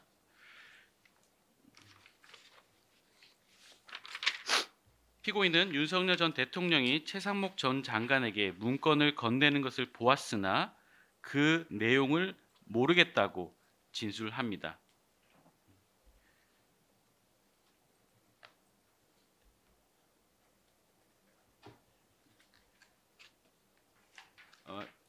해당하는 의견은 조금 더 자세히 의견을 좀 밝히고자 합니다. 즉 이전 사경 1회 조사에서는 최상목 전 장관이 문건을 받은 것을 본 적이 없다고 진술을 하였다가 이번 검찰 조사에서는 최상목 전 장관이 문건 받는 것을 보았으나 그 내용을 모르겠다고 진술하고 이후에 특검 조사에서는 그 내용을 보았고 구체적으로 국가 비상입법기구 관련 예산 편성 등이 기재된 것도 보았다고 진술을 합니다. 각각 해당하는 조서 부분에서 다시 제시하겠습니다. 2179쪽입니다. 피고인은 회의를 마친 후 적어도 참석한 것 정도는 사인을 할 수도 있지 않느냐라는 의견이 있기는 했는데 결국은 아무도 사인을 하지 않았습니다. 그런 말을 한 것이 국무위원인지 아닌지 모르겠습니다. 라고 진술하였습니다. 2180쪽입니다. 피고인은 회의를 마친 후 정부 서울청사에 있는 국무총리실로 이동하는데 그 이유에 대하여 계엄 상황을 지켜보고 국회는 어떻게 움직이는지 등을 확인하고 논의하기 위한 것이라고 진술합니다. 다음 2181쪽입니다. 특히 그 당시가 국회에 국회의원들이 모이고 있는 상황이어서 계엄 해제의 상황을 얘기한 것입니다라고 진술을 합니다. 피고인은 국무총리실 간부회의에서 국회의 계엄 해제 요구에 따라 신속한 조치를 하자고 말을 했었다라고 주장하고 있습니다. 2187쪽입니다. 피고인은 과거 비상계엄 선포 시 모든 강요들이 부서하였다는 점, 이 정도의 형식을 갖춰야 한다는 것을 알고 있었던 취지로 진술합니다. 2188쪽입니다. 피고인은 이번 비상계엄 선포 요건 충족 여부에 대하여 당시에도 헌법상 비상계엄 선포 요건을 충족하지 않는다고 생각했었습니다. 라고 진술합니다. 전시 기타 상황이 아니라 여야 합치가 되지 않는 부분을 계엄을 통해서 해결하는 것이 옳지 않다고 생각하였다라는 취지입니다. 2189쪽입니다. 당시 현장에서 담화문을 직접 읽어보았고 생방송을 통해서라도 담화문의 내용을 들어서 비상계엄 선포의 요건이 맞지 않다는 것을 알고 있었던 사실이 해당 진술에서 확인이 됩니다. 2199쪽입니다. 또한 23시 08분경 야당 대표가 군대를 동원해 국회의원 체포 가능성이 높다고 언급한 내용이 보도된 사실 등 이러한 부분들을 알고 있었다라고 진술합니다. 2번 파일 하겠습니다. 순번 445번 2025년 2월 10일자 검찰에 제출한 피고인 자필 진술서입니다. 피고인은 비상계엄 선포 직후 윤석열 전 대통령으로부터 무역의 날 기념 행사에 대신 참석해달라는 지시를 받은 사실이 있다고 기재하였습니다.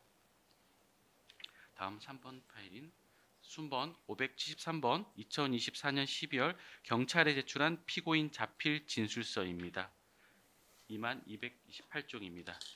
피고인은 윤석열 전 대통령에게 비상계엄을 선포하기 위해서는 국무회의를 거쳐야 한다고 설명드렸는데 윤석열 전 대통령으로부터 비상계엄은 고도의 통치 행위이기 때문에 꼭 국무회의를 거칠 필요는 없다라는 말을 듣고 피고인이 비상계엄을 선포하기 위하여는 국무위원들의 의견을 반드시 들어야만 한다라고 말한 것으로 진술서에 기재되어 있습니다. 이만 233쪽입니다. 비상계엄 해제 국무회의 관련하여 피고인은 02시 01분경 국회로부터 해제 의결 요구 결의안이 통보되어 02시 05분경 대통령실로 출발하였다라고 진술하였습니다. 해당 부분에 대해서 추가 의견은 정진석 비서실장은 02시 02분경 피고인에게 전화를 하여 비상계엄 해제 국무회의를 개의하기 위해 윤석열 전 대통령을 설득하자면서 대통령실로 와달라고 하였다고 진술합니다. 즉 피고인은 정진석 전 비서실장의 요청으로 이동한 것임에도 신속하게 비상계엄 해제를 위해 스스로 행동한 것처럼 진술서에 기재한 것으로 확인됩니다. 4번 파일입니다. 순번 49번 2024년 12월 13일자 사경 작성 제1회 피의자 신문 조서입니다. 1546쪽입니다. 피고인이 처음 조사받았을 때인데 이때도 윤석열 전 대통령이 전화로 연락하였다면서 해당 전화번호를 직접 언급한 사실이 있습니다. 1549쪽입니다. 피고인은 안보실장과 작은 방으로 이동하여 안보실장으로부터 비상계엄 선포는 국방부 장관이 무리한 것 같다는 취지로 말을 들었다라고 진술하고 있습니다. 이에 대해서 추가 의견을 더 밝힙니다. 이전 증거조사에서 제시한 CCTV 영상에서 같이 피고인이 안보실장과 작은 방으로 이동한 사실이 확인되지는 않습니다. 다만 피고인과 안보실장 신원식이 대화하는 장면은 이상민 전 장관과 대적견실에 남았던 시점인데 만약 이때 피고인의 진술과 같이 신원식 전 안보실장으로부터 안보상 문제가 없음에도 국방부 장관이 무리하여 비상계엄을 선포한 것이라는 취지로 말을 들은 것이라면 이상민 전 장관으로부터 단전단수 등 윤석열 전 대통령의 특별 지시에 관한 설명을 들으면서 이상민 전 장관을 제지 않고 오히려 구체적으로 그 내용을 확인하고 협의를 한 것이라고 볼 수도 있습니다. 1550쪽입니다. 피고인은 12월 13일 조사 시점에는 비상계엄 선포 전 회의가 국무회의인지 아닌지에 대해 말을 아끼는 태도를 취했습니다.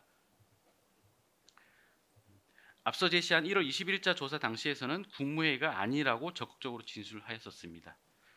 1552쪽입니다.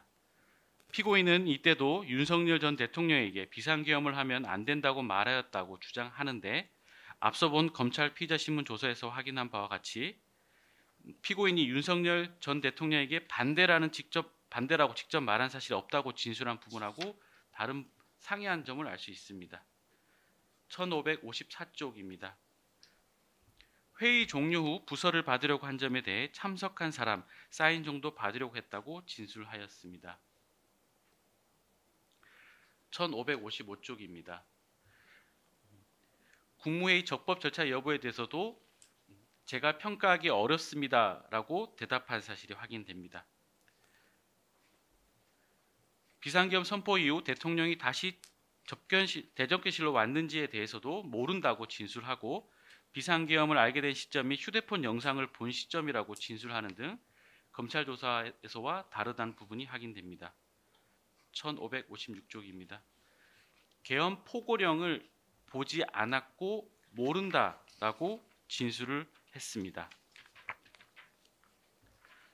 다음으로 1569쪽 순번 50번 387번 2025년 2월 4일자 사경 작성 제2회 피의자 신문 조서입니다. 피고인은 앞서 조서 내용과 대동소이하나 이때 조사에서는 대통령실로 좀 왔으면 좋겠다. 누구에게도 말을 안 했으면 좋겠다. 라면서 윤석열 전 대통령으로부터 호출 당시 들었던 말을 구체적으로 말한 사실이 있습니다. 1605쪽입니다. 피고인이 외교부 장관에게 대통령께 말씀을 드리라고 말을 하였다고 진술합니다.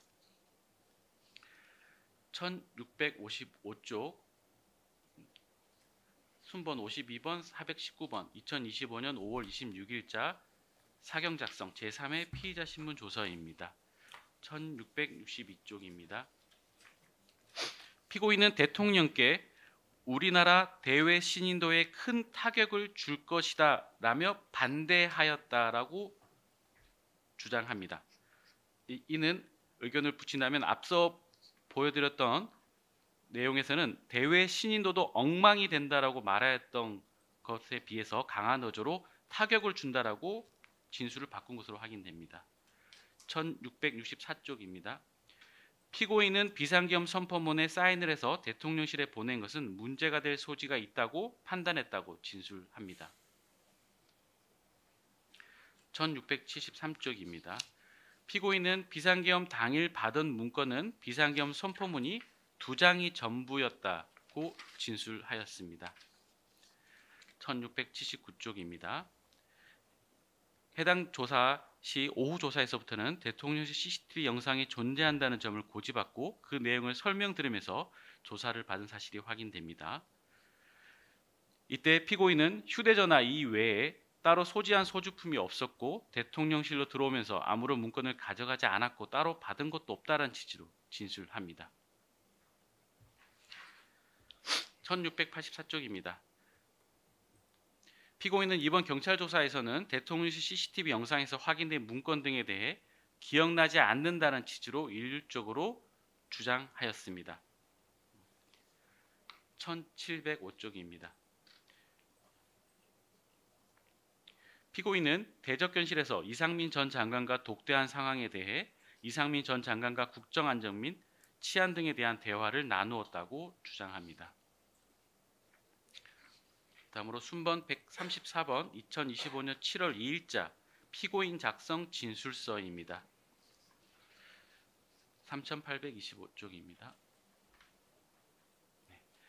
피고인이 해당하는 진술서는 피고인이 2025년 7월 2일에 특검에서 조사를 받기 전에 제출한 진술서인데 앞서 언급한 대외 신인도 부분과 관련해서 이번 진술서에서는 막대한 악영향이 초래될 것이다 라고 말하였다고 다시 문구를 변경한 것이 확인이 됩니다. 3828쪽입니다. 이번 조사에서부터는 비상계엄 선포문 이외에 다른 문건들을 가지고 나왔는데 그 이유는 평소 서류를 정리하는 습관 때문이라고 진술합니다. 나머지 문건을 세절한 사실도 이때서 진술을 합니다.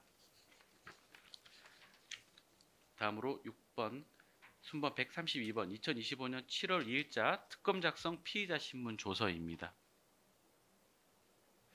3749쪽입니다.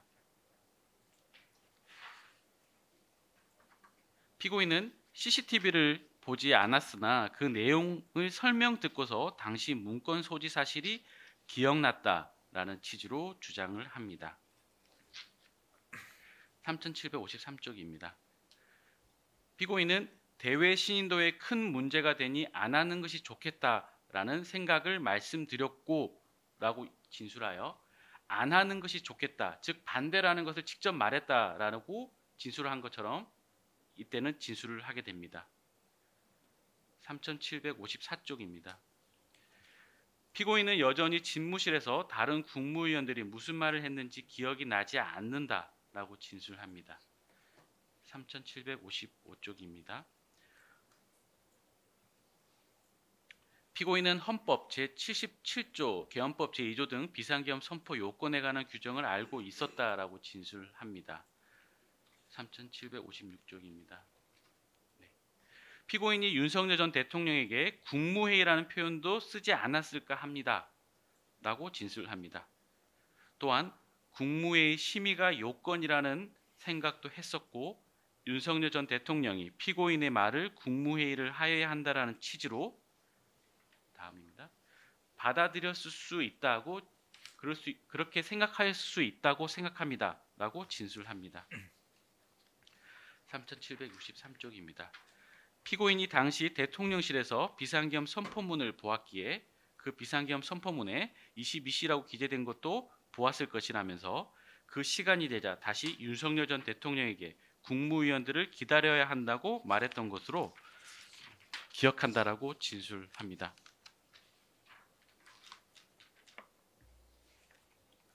3764쪽입니다.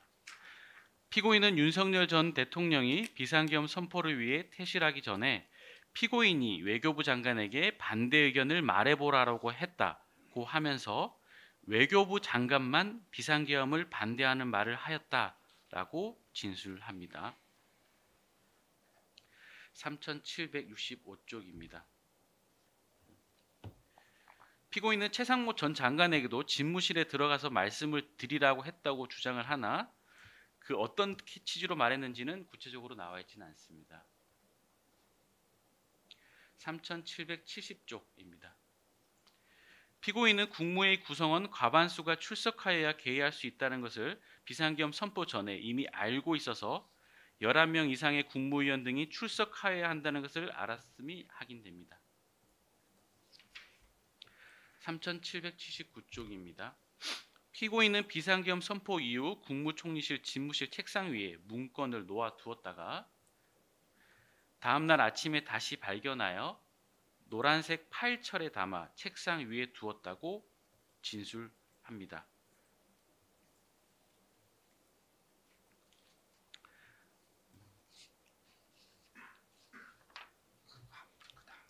네, 이 부분에서 추가 의견 밝히겠습니다. 이전 조사에서는 아침에 출근할 때 양복 하의 뒷주머니에서 발견하였다는 취지로 진술한 부분에 대해서는 죄송합니다라고 진술을 하였는데 이거와 관련해서 2025년 7월 2일자 특검 조사 이전의 조사에서는 자신이 국무총리 집무실에서 발견한 것이 비상계엄 선포문 2장뿐이었다고 진술하였으나 이때 특검 조사를 받으면서는 비상계엄 선포 당시 대통령실에서 비상계엄 선포문 2장 이외에 다른 문건도 가지고 나왔다고 진술합니다.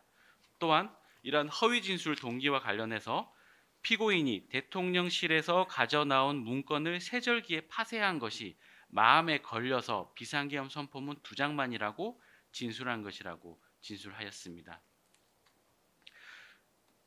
또한 문서를 파쇄한 이유는 비상계엄이 해제되어 의미가 없는 문서라고 생각하여 폐기하였다고 구체적으로 진술합니다. 3782쪽입니다. 피고인은 대통령의 행위는 문서로서 하고 국무총리와 관계 국무위원이 이에 부수한다는 내용을 비상계엄 선포 전부터 알고 있었다라고 진술합니다. 3783쪽입니다. 계엄 같은 경우 전체 국무위원이 부서해야 한다는 것도 알고 있었다고 합니다. 3786쪽입니다. 동일한 내용으로 다시 명확하게 진술을 합니다. 3789쪽입니다. 피고인은 비상계엄 선포 이후 상황을 모니터링을 하였고 다음입니다. 시간대별 언론 보도도 모니터링하고 이런 언론 보도를 계속 모니터링하고 있었다라고 진술합니다. 3807쪽입니다. 강익으로부터 받은 봉투 안에 피고인이 보냈던 비상계엄 선포문 위에 다른 종이 한 장이 있었고 거기에 대통령, 국무총리, 국방부 장관안이 있었다고 진술합니다. 이전 조사에서는 누구인지 모를 국무위원의 서명란이라고 진술을 하였었는데 이때는 국방부 장관란임을 알고 국방부 장관안이 있었던 것 같습니다. 이렇게 명확하게 진술한 것이 확인됩니다. 3812쪽입니다. 서명과 관련하여 피고인은 서류를 갖춘다기보다는 박물관에 두듯이 한 것이라고 생각하였다는 취지로 진술합니다. 3815쪽입니다. 폐기와 관련해서 피고인은 2024년 12월 8일 08시 30분경 강익으로부터 전화를 받고 이를 폐기한 것으로 확인되는데 3816쪽 이어서 보겠습니다. 선포문까지 폐기할 이유가 없고 서명한 종이를 폐기해달라고 했다라고 진술합니다. 강익으로부터 전화를 받기 전인 같은 날 08시경은 그 전에 김용현 전 장관이 긴급 체포되어 언론에서 보도되고 있었던 상황인데 이러한 것과 관련이 있는지에 대해 물음에 대해서는 상관이 없다라고 진술하였습니다. 다음으로 순번 594번 2025년 8월 19일자 특검 작성 제2회 피의자 신문 조서입니다. 22,341쪽입니다. 피고인은 1970년 6월경 행정고등고시 합격하여 1971년 5월부터 1974년 3월경 육군 본부에서 행정병으로 근무하여 제대 후 1974년경부터 경제기획원 사무관으로 근무를 시작하였고 1980년 9월경 서기관으로 승진한 것으로 확인이 됩니다. 22,342쪽입니다. 1972년 10월 17일 박정희 전 대통령의 비상계엄 선포 당시 현역 군인으로 복무 중이었고 1979년 10월 27일, 1980년 5월 17일 비상계엄 선포 당시 공직 생활 중이었다고 진술하고 있습니다.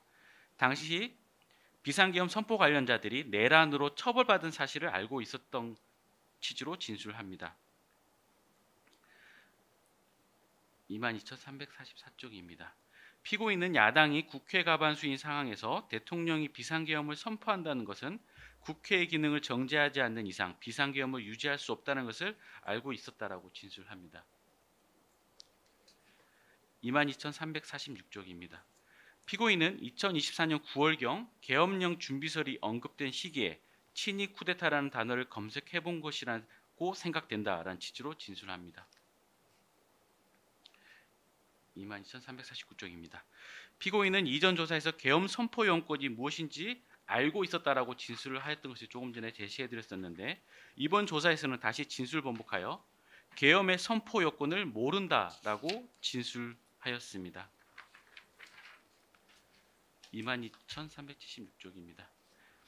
피고인은 헌법재판소에서 증언하기 전에 김용현 전 장관, 이상민 전 장관, 윤석열 전 대통령, 신원식 전 국가안보실장의 헌법재판소에 증언을 분석하면서 직접 자필 기재한 것으로 확인됩니다.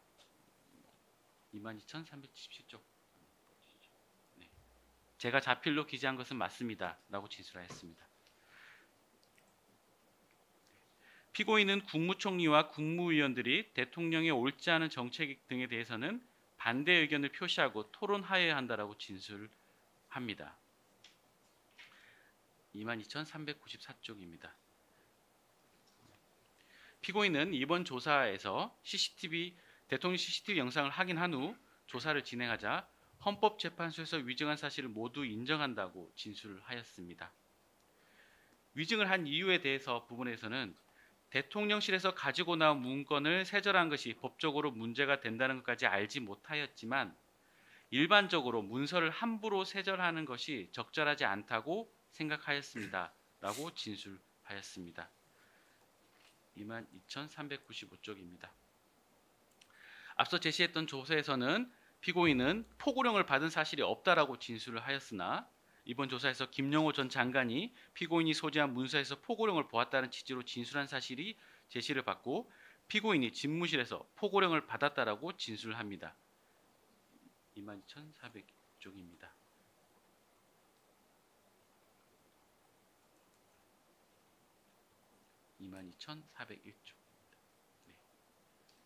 네. 이처럼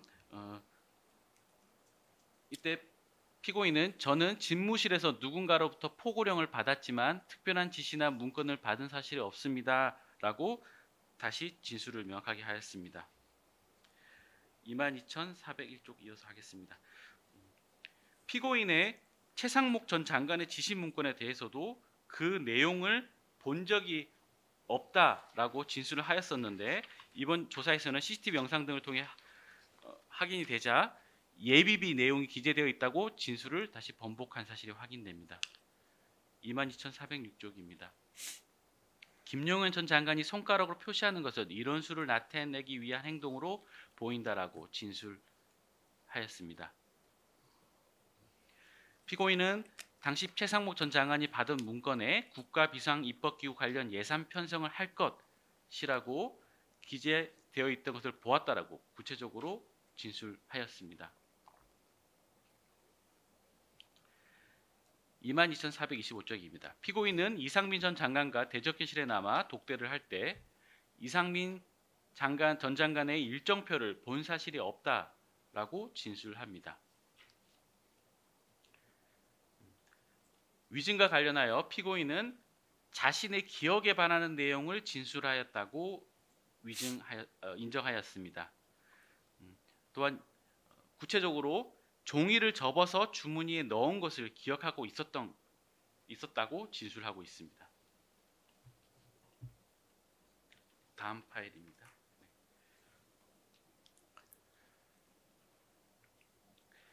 순번 614번 2025년 8월 22일자 특검 작성 제3회 피의자 신문 조서입니다. 22,832쪽입니다. 앞서 제시했던 2회 조사에서와 달리 3회 조사에 들어가서는 피고인은 다시 포고령을 받았다고 말한 적이 없다라고 진술하였습니다. 그러다가 다시 포고령을 받은 것이 맞다고 진술합니다. 그 자리에서 포고령을 읽은 사실도 있다고 진술을 합니다. 피고인은 윤석열 전 22,835쪽.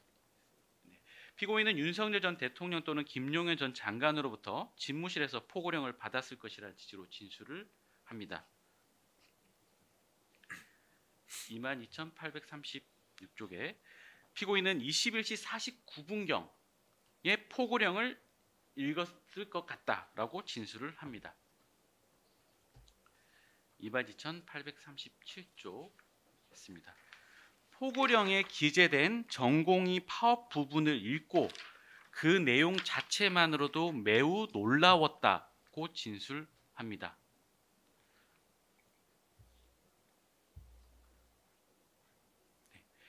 또한 윤석열 전 대통령이 포고령을 통해 정치적 활동을 금하고 언론의 자유를 침해하는 행위를 한다는 것을 충분히 알았던 것으로 보이는데 맞나요?라는 질문에 자필로 그럴 가능성이 있다고 생각하였습니다.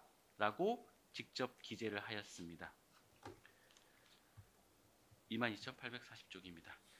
피고인은 누군가가 국무위원들에게 서명하라고 말하는 것을 들은 기억이 있고 다음 22,842쪽입니다. 제가 대통령실에 같이 모여서 참석하였다는 의미로 서명을 할 수 있는 것 아니냐라는 정도로 말을 한 기억이 있습니다. 진술하고 그 의미에 대해 비상계엄 선포하는 당일 대통령실에 국무위원들이 참석하였다는 사실을 기록하는 의미일 뿐입니다라고 구체적으로 또 진술을 하였습니다. 이상 피고인에 대한 피의자 신문 조서에 대한 서정 조사를 마치겠습니다.